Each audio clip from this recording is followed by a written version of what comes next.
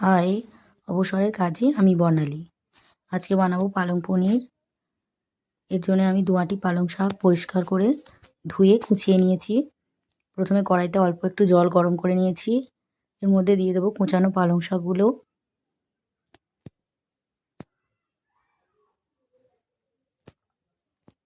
আদা ও রসুন কুচি,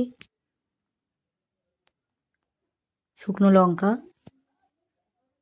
আপনারা চাইলে ঝালের পরিমাণটা কম দিতে পারেন।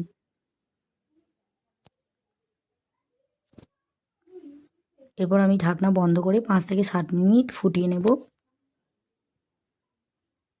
5 মিনিট পর ঢাকনা খুলে দেখব শাক সেদ্ধ হয়ে গেছে কিনা। গ্যাসের ফ্লেম অফ করে ঠান্ডা করে নেব। সমস্তটা ঠান্ডা হয়ে গেলে আমি একটা মিক্সিং জারে দিয়ে দেব। ঢাকনা বন্ধ করে ব্লেন্ড করে নেব। ব্লেন্ড হয়ে গেছে। এখন আমি কড়াই গরম করে নেব। এরপর দিয়ে দেব 2 চামচ পরিমাণে সর্ষের তেল।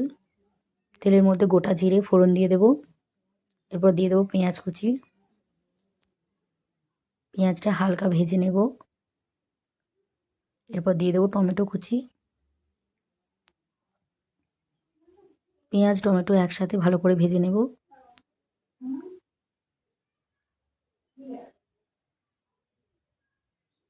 এরপর দিয়ে দেবো 1 চামচ পরিমাণে চিনি।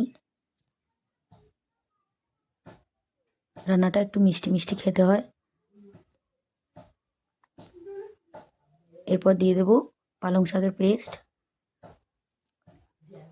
সমস্তটা ভালো করে মিশিয়ে নেব। এখন আমি পনিরের মধ্যে নুন মাখিয়ে নেব। ঝোল ফুটতে শুরু করেছে। এখন দিয়ে দেবো হলুদ গুঁড়ো, জিরে গুঁড়ো। আবারও ভালো করে মিশিয়ে নেব সমস্তটা। এরপর দিয়ে দেবো পরিমাণ মতো নুন।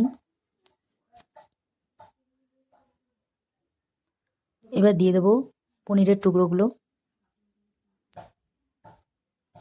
পনির দেওয়ার পর খুব হালকা হাতে নাড়াচাড়া করব, কারণ পনিরটা আমি ভাজিনি, ভেঙে যেতে পারে।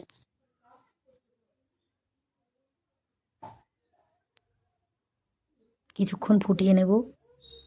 ফুটতে শুরু করেছে। এখন দিয়ে দেবো আরও 1 চামচ পরিমাণে চিনি।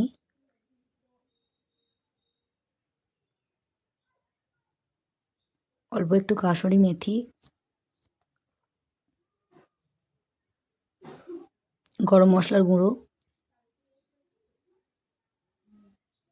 সমস্তটা নেড়ে চেড়ে গ্যাসের ফ্লেম অফ করে দেব। ঠান্ডা হয়ে গেলে ভাত অথবা রুটির সঙ্গে পরিবেশন করব।